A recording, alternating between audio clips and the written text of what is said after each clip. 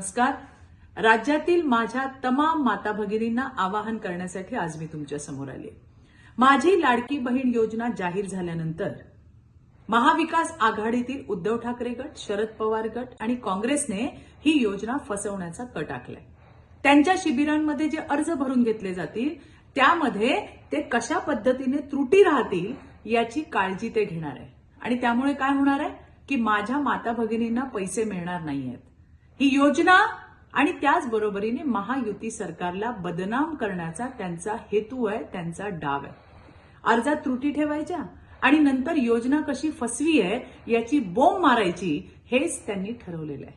आणि म्हणून मला माझ्या माता भगिनींना सांगायचंय की त्यांच्या शिबिरातून अर्ज नक्की घ्या, पण अर्ज घेतल्यावर स्वतः ऍपवर जाऊन, सेतू केंद्रावर जाऊन, वेबसाईटवर जाऊन अपलोड करा आणि त्याची पावती घ्यायला विसरू नका.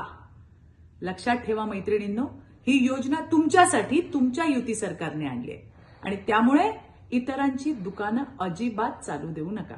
धन्यवाद. जय हिंद, जय महाराष्ट्र.